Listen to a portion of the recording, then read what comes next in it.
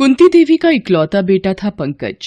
पंकज 23 साल का था और वो एक साड़ी की दुकान में सेल्समैन का काम किया करता था। पंकज अपनी माँ से बहुत प्यार करता था। उसकी माँ गांव में रहती थी। वो 10 दिन पहले ही पंकज की जिद पर गांव से उसके पास रहने आई थी, क्योंकि पंकज अपनी माँ की आंखों के मोतियाबिंद का ऑपरेशन शहर में ही कराना चाहता था। माँ, परसों मिली है आपके ऑपरेशन की तारीख। कुछ दिन बाद आप फिर से पहले की तरह देख पाएंगी। अरे क्या जरूरत है पैसे बर्बाद करने की। पैसे जमा करके रख बेटा, अब तेरी शादी होगी, बहू आएगी। पैसे तो बाद में भी कमा लूंगा माँ। अगर आपको दिखाई देना बंद हो गया तो अपनी बहू को आप कैसे देख पाएंगी? पंकज की बात पर कुंती मुस्कुरा कर रह गई।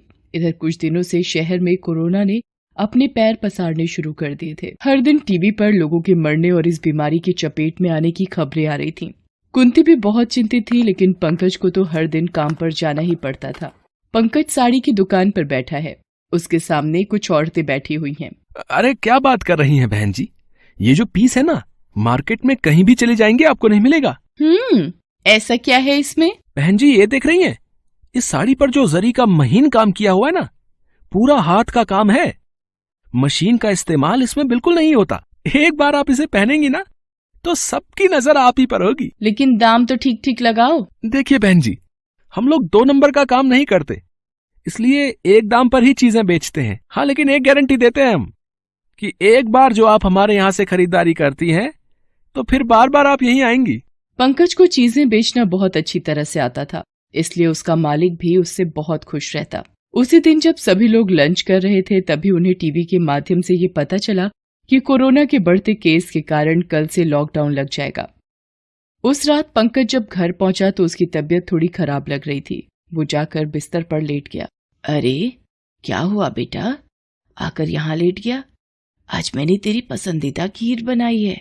कुछ खाने की इच्छा नहीं है माँ, बदन बहुत दुख रहा है, लगता है बुखार भी है। देखूं तो। कुंती ने पंकज के सिर पर अपना हाथ रखा। सच में उसे बहुत तेज बुखार था। बुखार की कोई दवा है क्या बेटे? तुम्हें तो तेज बुखार है। अरे माँ, थी तो दवा, लेकिन पिछली बार ही खत्म हो गई थी। देखो ना, मैं लाना भी भूल गया। कोई बात नहीं, मैं कपड़े की पट्टी लगा देती हूँ, बुखार उतर जाएगा।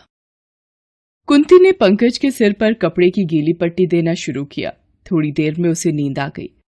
रात भर पंकज ठीक से सोया, लेकिन सुबह जब उसकी नींद खुली तो वो जोर जोर से खांस रहा था। तुम्हें तो बहुत खांसी हो रही है बेटा, रुको गर्म पानी देती हूँ मैं तुझे।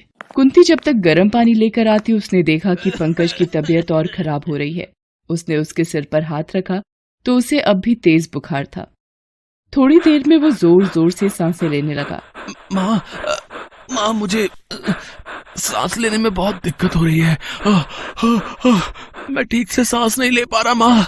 अरे ऐसा क्यों हो रहा है बेटा? रुक, मैं पीठ सहलाती हूँ, तू जोर जोर से सांस लेने की कोशिश करना। कुंती पंकज की पीठ को सहलाती है, लेकिन उससे ज्यादा फर्क नहीं पड़ता।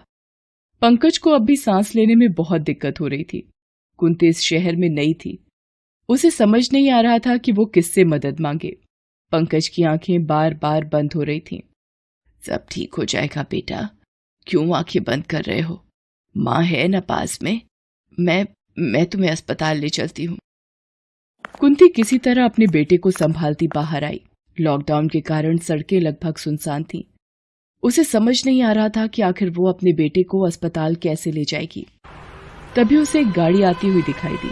उसने हाथ के इशारे से उसे रोकने की कोशिश की, लेकिन वो आगे निकल गई। अरे कोई मदद करो, भगवान के लिए रुक जाओ, एक माँ को ऐसी हालत में मत छोड़ो। देखो ना, मेरे बेटे की हालत बिल्कुल ठीक नहीं है।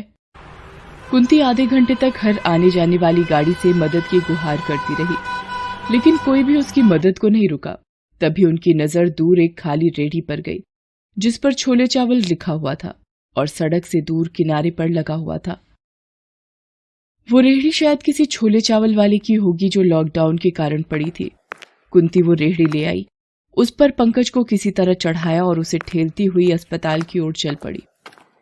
न जाने उन बूढ़ी हड्डियों में इतनी ताकत कहां से आ गई, लेकिन वो कहते हैं ना कि माँ के सामने जब उसका बच्चा परेशान हाल हो तो माँ उसके लिए मौत तक से लड़ सकती है। हांफते हांफते वो अस्पताल पहुंची। वहां पहले ही अफरा तफरी मची हुई थी। कोई इधर रो रहा था, कोई उधर। कोई इधर परेशान था तो कोई उधर, क्योंकि कोरोना ने शहर में तबाही मचा रखी थी। कुंती की नजर एक वार्ड बॉय पर गई। अरे बेटा, कोई मुझे बता दो डॉक्टर कहाँ मिलेंगे, मेरा बेटा बहुत बीमार है। अरे रे रे रे, अरे आप यहाँ कैसे घुसी चली आ रही हैं? देख नहीं रही यहाँ पर पहले से ही कितने रोगी हैं? माफ करना बेटा, लेकिन मेरे बेटे की हालत बहुत खराब है। यहाँ सबकी हालत खराब है, चुपचाप खड़े रहो यहाँ पर। जब तुम्हारी बारी आएगी तो आना, ठीक है? उधर पंकज की हालत और भी खराब होती जा रही थी। जैसे बिना पानी के मछली तड़पती है, पंकज भी वैसे ही तड़प रहा था। कुंती का सब्र भी अब जवाब दे रहा था।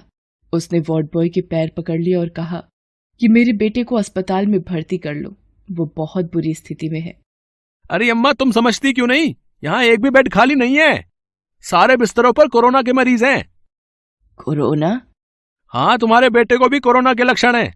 वो तो उसे देखकर ही मुझे पता लग गया था। देखो, बिस्तर तो कहीं नहीं मिलेगा। इसके लिए ऑक्सीजन के सिलेंडर की व्यवस्था कर दो, नहीं तो शायद ये नहीं बचेगा। क्योंकि मैंने आपके बेटे जैसे कई मरीजों को ऑक्सीजन के अभाव में मरते हुए देखा है, इसलिए कह रहा हूं। वार्ड बॉय की बात सुनकर कुंती की आंखों में आंसू आ गए। उसका शरीर अनजाने भय से कांपने लगा। उसका चेहरा पीला पड़ गया। अरे बेटे, मैं इस शहर में नहीं हूँ। ये ऑक्सीजन सिलेंडर कहाँ मिलेगा? पहले तो यही मिलता था, लेकिन अब कहाँ मिलेगा ये तो बस भगवान ही जानते हैं, बस बता रहे हैं।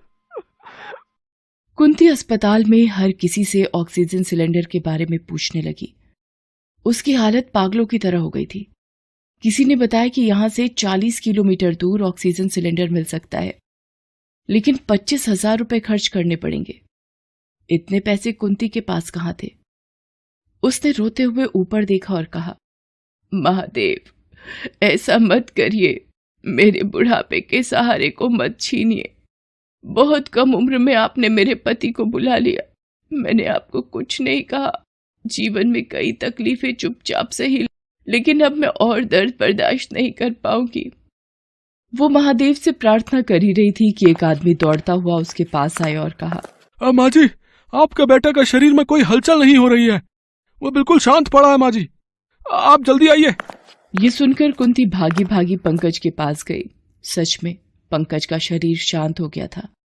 अब उसमें कोई भी हलचल नहीं थी। माँ जी, लगता है आपका बेटा अब नहीं रहा। कुंती ये शब्द सुनते ही दहाड़ी मार कर रोने लगी। पंकज, पंकज उठना बेटा, मेरा ऑपरेशन अब कौन कराएगा? तेरी बहू को मैं कैसे देखूंगी? चल, माँ को ऐसे तंग मत कर।